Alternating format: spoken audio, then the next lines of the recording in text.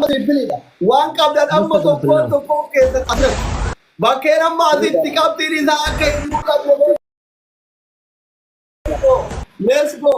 let's go family let's go asirratti amma guyyaan kanuma amma guyyaan kana guyyaan qabxiin isaa akka hin mul'anne miliyoona dura jirra qabxiin isaa akka hin mul'anne qabxiin isaa akkuma mul'anne ni tunfatu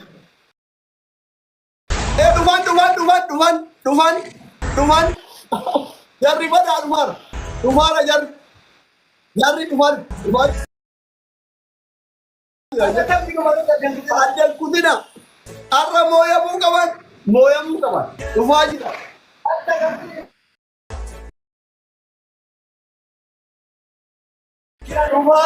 hundi keessan guyyaa har'aa kana nama 212 as teettanii mooyamuun beelikki miidiyaa irraa baduu kenna jechuudha. Hundi keessan nu dhiibaa jira qabxii jaraa akka mul'anne 500 dursaa jira. Hundi keessan.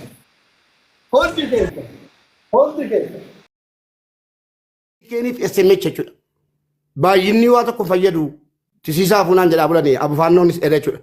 Warri soddaallee maal jedhan nuti warra Eertiraa wajjin jirra malee dhimmi jara kanaan nu laalatu waa'een asabiillee nu laalatu asabiin kan jara harkatti qabee jira maal geessanii siyaasa keessa galchanii jiru miira keessa galchanii jiru jookariif abufaannoon jechuudha. Edaa argitaniittu mana jaraatti jechuudha. Dhaabaa waan akkanaa jedhee jennaan abufaannoon nuti jaraa wajjin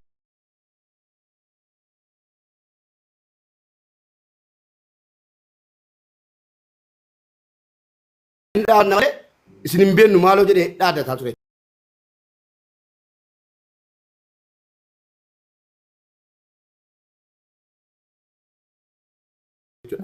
Jaruma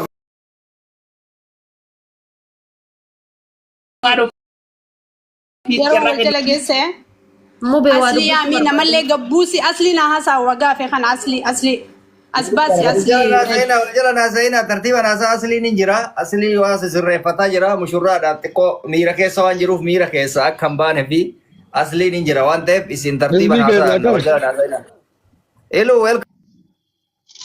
Assalamu alaikum. Ani kajadu umman keenya kun afaan Oromoon beeku giftiin kennina yeroo matachi ta'itan flaaworii tiktookii waan kana mara achi darbitanii mee waan kennina aliisa.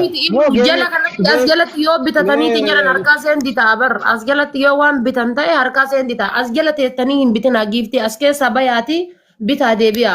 Lammaffaa wanni jechuu barbaade yoo jiraate giiftaroonni kenna isaa yeroo baay'ee gara achi anu namoota kenna wanni itti moo'achiisan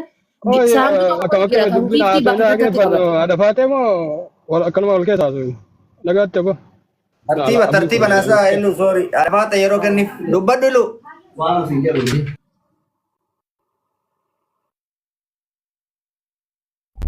Okay, iluun gadi bu'ee na fakkaate. Daqiiqaan ga'ee jira daqiiqa 4 qofa tafe asli tillee qophaa'ee wanti haaraan isinitti himu hin jiru giiftii alatti bitadhaa kaati faatee jettee asii keessatti yoo bitattan isin harkaa tara lammaffaa ammoo of qopheessa osoo taphni hin eegalle bitatuu qabdan tapharratti gattuu qayyattanii isin irraa deemuu danda'a istiraateejii tapha jaraa immoo siis tapha tara jara mubaarak isinitti bee jira jarattiin tapha gizee duraa gannama dhiistee faa taayimiin irratti booksii keessatti gadhiifti waan nutaaraa oolle.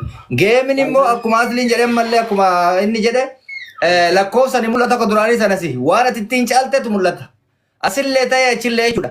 Lakki caallee lakki caalamneedhanii wanti irraa dhaabbatan takka hin jiru jechuudha. Qabxiin nama harka waldaa waan ta'eef.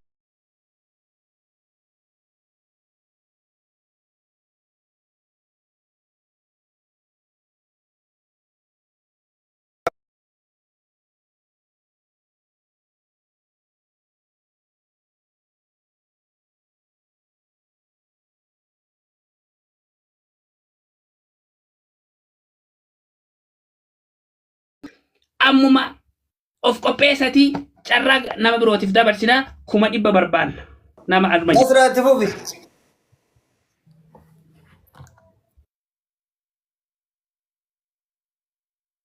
Waa'ee nama kuma dhibbaadhii fi nama kuma dhibbaa miti. Dubbachuun danda'u of qolcha. Wanni dubbatan maaltu jira bakka asliin as ba'ee jira daqiiqaan dhumatee jira waan qopheessitaniif geemni geema tokko eega jaan gaayis faamilii jabaadhaa ifee gaddaa Eeltiraan yeroo hedduu nu cabsitee Mubaarakni mootee nama hedduu mootee.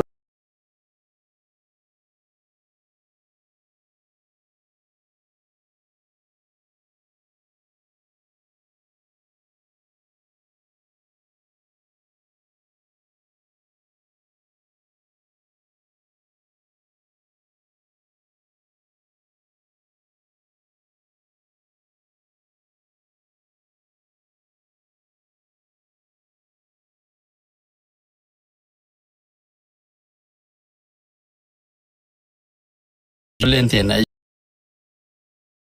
teenya yoo jedhu ijoolleen Oromoo namni leenca tokko bittee 1,000 500 haga dandeetti doolaara 20-50 itti dabale akkasuma warri kaardii qabdu warri rabbisi aanjesse 20 taatee 50 taatee biti taphni taphuma tapha qofaa miti nama hedduun nu ilaalaa jira ulumaa sheekota keenya nu ilaalaa jira warra siyaasaa nu ilaalaa jira warra miidiyaan nu ilaalaa jira as dhufaniillee tapha kanarratti hirmaatanii hafarsuu haa dadhaban malee akka tapha biyyaatti ilaalamaa jira hamilee uummata keenyaatiif jecha birrii wanni qabaniif guyyaa kanaatiif itti dabalaa waan dandeettan 1,000 ta'u 500 ta'u itti qophaa'aa jira kasanirraa hafe olii gadi dubbiin oofina asli ispi challenge eegatee namni hundu achi keessatti waan qabu haa darbu yoo miliyoona 3-4 hin dursin injifachuu hin dandeenyu ispi challenge qofaa fayyadamnu haasawa gabaabsaa isin jedha galatoo amale wanni itti jarri dabilii yeroo eegalu dabiliin sekondii 30 yookiin 15 kenna waan ta'eef haga dabiliin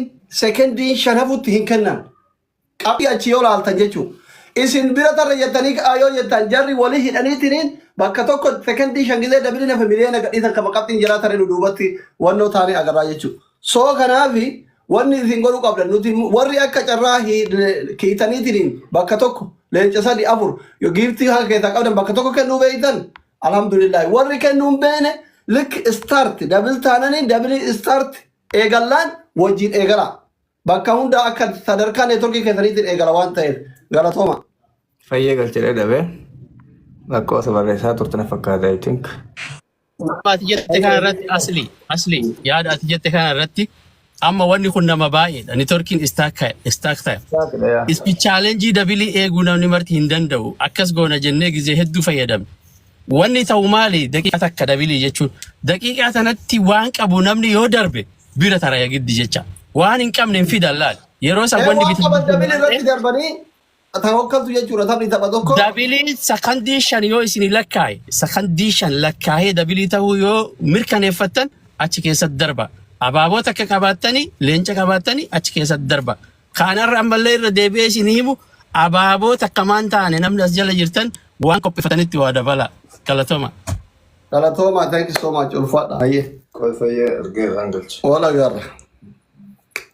Carraa gaarii yaa doktor namni 80 dhufee jira carraa gaarii namni 80 hundi keessa Dhibba kun nama 20 qofa